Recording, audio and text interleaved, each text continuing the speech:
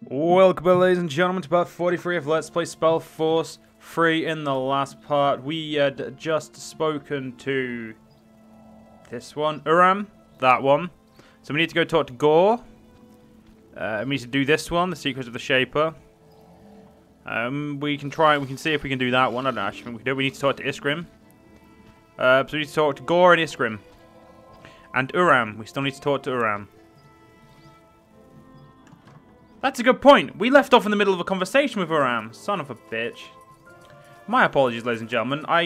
It's last time I did that, it actually saved the progression of the conversation, so I guess we'll just have to redo the conversation, which is annoying, but I mean, we need to finish these quests, so yeah, we got to do it anyway. We got to do it. Oh well, it's always interesting to talk to your companions, I think. Huh? Can you tell me more about your craft? About demonology? And why's that? Thinking about a career change? It's certainly a powerful school of magic. Well, the moment you start dabbling with it is the most people... Let's start with the basics. It's simple. You take a devourer. Once Right. you've studied it... So in order to bind them, you need to beat them in battle, correct? Well, it's a bit more complicated than that, but yeah. In a nutshell, that's it. And I'm guessing that's what makes it so dangerous. Among other things, yes. What can also happen is that your body simply can't handle a demon's unleashed essence. It can cause a brain rupture similar to what these masks the Purity use. And, to be honest, that happens to 8 out of 10 students of Demonology. They subdue a demon, get excited, and let all their energy rush in at once. As a result, their brains explode like a watermelon hit with a warhammer. So, why exactly is demonology forbidden? Because it's dangerous. And because demonologists can be extremely powerful. More than some members of the ruling caste would like to see. Is there a limit to how many demons you can bind? No. If there were, I wouldn't still be traveling after all this time. Interesting. Thanks for the insight. Sure. Alright, now we go back to up the Nexus. And we go talk to Iskrim and Gore. Gore first, because he's in the Nexus, and then the inner Nexus, or the Nexus core, will talk to Iskrim. Let's have a look at our equipment. We've got any new stuff I can wield? Sword of the Elves, or Sword for Elves. Yeah, so just really two-handed. This is the only other one-handed, and yeah, it looks shit though. So I'm going to stick to my black longsword, which is most certainly much cooler. I don't have any potions or that equipped right now, so let's just oh yeah, I want the undead one. Ah, fuck it, we'll just keep what we've got for now. There we go. Alright. Quickly get in here. We'll have a lovely conversation. Hopefully the next part of the story is going to be interesting. I'm very much looking forward to it, ladies and gentlemen. I don't actually know what's next. Yes, they're in there. So we'll go talk to them last of all. Will do. Seeing as they're in the... Gore is in the war room where we need to progress the next part of the story. So it's only logical to talk to him last, in my opinion. We need to get more brutality down to Unleash Wrath. But I also kind of want to get down to Plague Bearing Corpse Explosion. And I also want to get... I want to get loads of these trees done, but... Oh, shit. Yes. There we go. Stick to Braden, or to Har. Alright, we'll go straight through here, and we'll see what else there is. Or see what Iskrim wants to talk about. The Shaper's magical and technological prowess remains unrivaled. It can remain unrivaled. It can remain as unrivaled as it wants, Gabe. God damn it! I don't need to hear about it every fucking time. I do not think I have these. I do hope I do, though. I kind of hope I do, though. Yeah, wait. What's that? I'm sorry? That thing you've got there, that shard. Can I take a look at it for a second? Niehaus hammer. This is amazing. No, more than that. This is phenomenal. I don't follow. What's so special about this thing? This thing, as you call it, is part of an artifact. One that the scholars have been writing about for centuries. Blazes to her. Sometimes I wonder why it's always you who find such treasures, and not me. Look, if you find more of these, please bring them to me as fast as you can. It might be possible to reconstruct them, and that... I can't even begin to imagine what that would entail. Okay. If I find more pieces, I'll bring them to you. You have to. Nihal's hammer, I still can't believe it. Yeah, do you need something? I'm a tad busy. What exactly is it that fascinates you about the Shapers? Oh, Tahar, that's quite a topic. I don't mind sharing, but are you sure you want to go there? I am. All right. You see, you'd first tell me, Tahar. Sometimes. Absolute. But this did you know that... You seem to consider that a good thing. Sorry, ladies and gentlemen, skipping through this because we've already talked about all this. Thousands of years. And yet... Yeah. Most scholars... They do, but regardless of... And what? Because to many, admitting what a marvel the Shapers truly were... Maybe you're right. There is, in any case. I see. Well, thanks for the explanation, Iskrim. Goodbye. Well, I guess to be fair, we didn't actually have to talk to Iskrim about that, so let's see. May I help you with something? I guess I guess we don't have the stuff for his armor. So dwarven discount. Just wait. So it's yeah.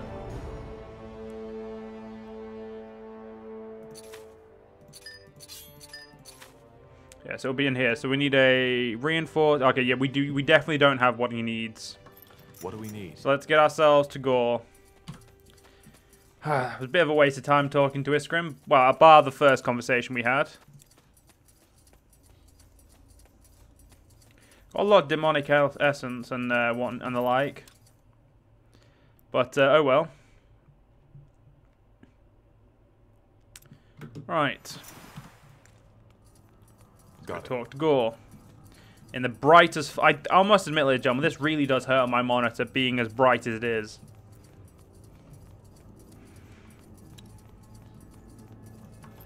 But hey, what can we do? What can you do about it? There we go. There's... Yeah, as long as we talk to him before we talk to anyone else. Sal Raka. Gore, how are you and the Fire Wielders settling in? All right, I guess. Though there've been some quarrels between my warriors and these mercenaries. But don't worry. I took care of it. And that Rowan promised to do the same. Nonetheless, Tahar, I have to say it. I don't like this place. Not at all. Why not? Well, I guess it's the people who once lived here. The Shapers. They were corrupted. And I can feel that corruption even now. Corrupted? Yeah. Their customs, their culture. They were completely detached from the order of nature. How so? Do you even need to ask? Just look around. Ghost warriors, strange machines, strange buildings. Especially this place, this Nexus. They thought they were above everything, even the gods. And they meddled with things they didn't understand. It's disgusting. Well, they're dead now. Maybe. But I can still feel their presence. Anyway, nothing we can do about it. If the Shapers caused the Bloodburn, I understand why we need this place. Is there anything else you wanted to talk about? I'm guessing so. Let's see. Huh? Back in Bargagor, you told me that you think the Orc should strive to be more. What do you mean by that? Do you consider your culture to be, well, inferior? Inferior? No, not at all. On the contrary, I'm glad to be a fire wielder, and not a human or an elf. Why? Because not so unlike the Shapers, your culture is bigoted, strange. You like to tell yourselves you're more than the animals you slaughter for food. You call yourselves civilized. But in the end, you look for the struggle just as anything and anyone else does. But of course you don't admit to it. You want to be better than that. And the result are lies, intrigue, wars, and assassinations. Their culture is so bizarre that it's almost amusing. That might go for some, but not all of us. Maybe. Maybe not. So no, I don't consider our culture to be inferior. But we've gone astray. Fools such as Krell was one. They're the reason your race looks down on us. If Zakrak had wanted us to be ever-fighting, ravaging brutes, he wouldn't have given us minds to begin with. Every brawl, every battle, every war has to have a purpose. It isn't something done for pleasure. Yes, it can be enjoyed. But at its core, it is ritual. The most basic one of nature. In other words, violence and war are good and necessary, but only within measure? Yes, and it should be learned from. That's where most orcs disagree. They claim to value wisdom, but when asked to choose between words and a club, they always choose the club. And as you see, this is why our culture has stagnated. In its current state, there will never be an orc empire, a great tribe, or the earth-shaking horde Zarek envisioned. So what you want is to lead your people to a better future? You make it sound so dramatic. For now, the Fire Wielders are a good start. And by helping you, they will hopefully see that diplomacy and strength don't always contradict each other. After that, we shall see. Don't you think a world without violence is possible? No. Why? Isn't that what we should all aspire to? We should aspire to a lot of things. But tell me, Tahar, this world has existed for millennia. And has there ever been peace? Lasting peace? At times, yes. At times, exactly as I said. Our very existence is based on conflict. Finding food, not freezing to death. Living means to struggle. Your people, with your warm clothes and banquets, try all in your power to forget that fact. But you can't, because ultimately, there's as much thirst for struggle in you as in an orc. What we orcs believe is that we should embrace it, that we should just face the truth, even if it's ugly.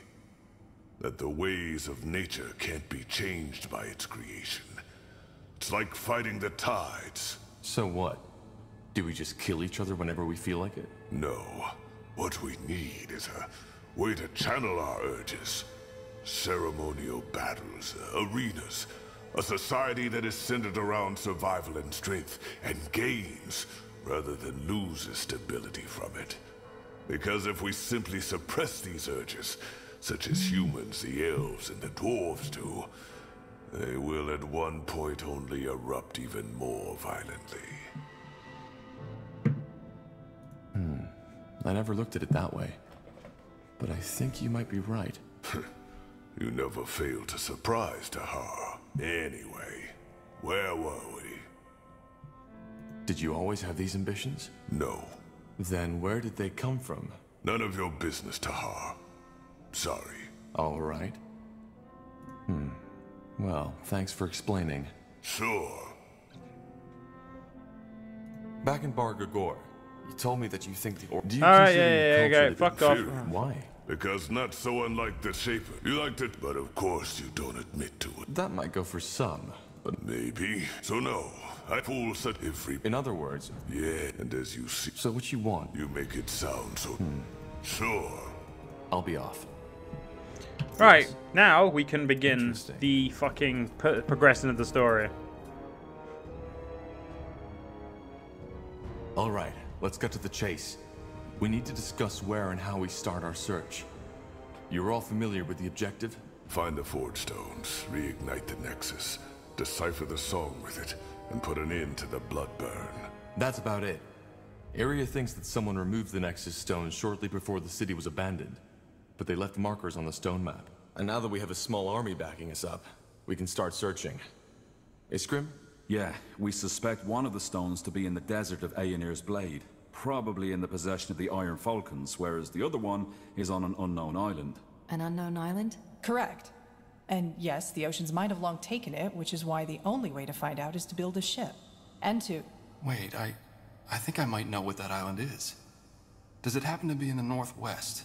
In the Black Sea? I think so. Sun and stars, that's fascinating.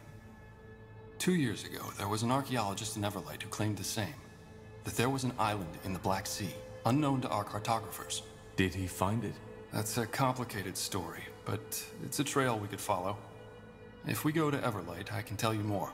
Well, it does sound promising. And intriguing. So, where do we go first, Tahar? Everlight or Aonir's Blade? I'll think about it and let you know when we head out. For now, just get prepared. Will do, Corporal. Damn it, I was expecting a longer scene than that, you motherfuckers. Alright, yeah, we need to go do the quest now. Come on. Come on, then. Unfortunately, ladies and gentlemen, I can't postpone questing anymore. So we're going to go straight... I think first things first, we're going to go to Everlight, because that one seems a little bit more interesting, in my opinion. Because it's not in a massive Makoff desert, and I hate deserts, so... Desert's boring, bland, so yeah, we're going to go to the Everlight first. Probably take Rohan, maybe Yira, and, well, we'll definitely take an Iskrim. Iskrim's coming along because he's not shit. Will do. Rohan's got some good abilities, so you know, yeah, we'll have our old team back together.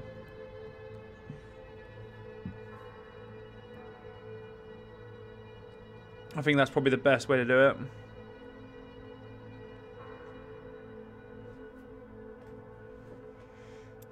Alright. I don't know why I did that when I could just press this button. Sometimes, ladies and gentlemen, I am actually an idiot. But only sometimes. A lot of the time. I'd rather not talk about it. I'm just digging myself a fucking hole if I talk about it.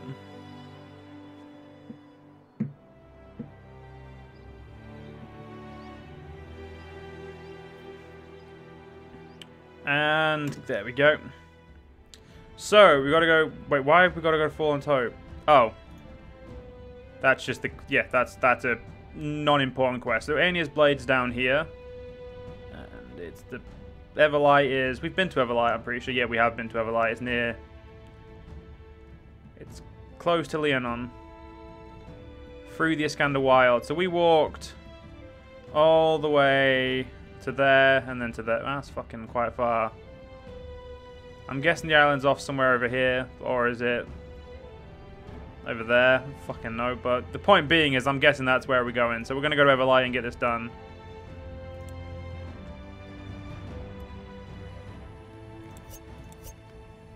Fair enough. Yira and Rohan. I think that's a fair pick for this time. Of the few refugees who make it to Everlight, many are shocked to find that their troubles do not end there. Though its neutrality as a city-state left it largely unscathed during the Mage Wars, the city has its own mountain of problems to struggle with. The biggest ones being the ever-growing gap between the rich and the poor, an uncontrollable rise in crime, and the Purity of Light's aggressive crusade for new followers.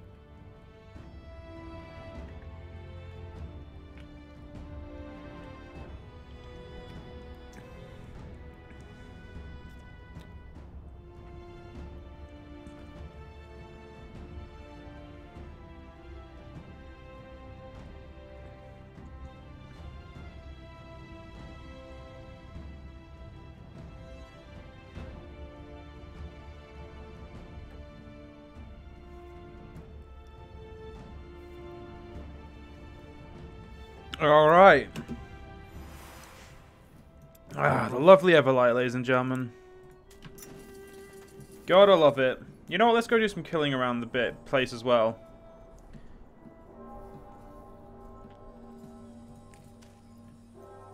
I think that's a good way to start this, so try and get ourselves to level 13 before we commence with the questing. Whatever's necessary. See, we've got loads of stuff to get us up to level. Thank you, game, for just, like, momentarily missing out on all the action there and dropping all of the frames. That way? See, look at this. We have mountains of enemies. No, not yet. There we go. There we go. Would you look at that? what's it called? Well, not mass murder because they're spiders, and I don't think killing spiders counts as murder. But you get the point, ladies and gentlemen. But unfortunately, gentlemen, after this part here, hope you guys enjoyed, and I'll see you guys next part. See you guys then.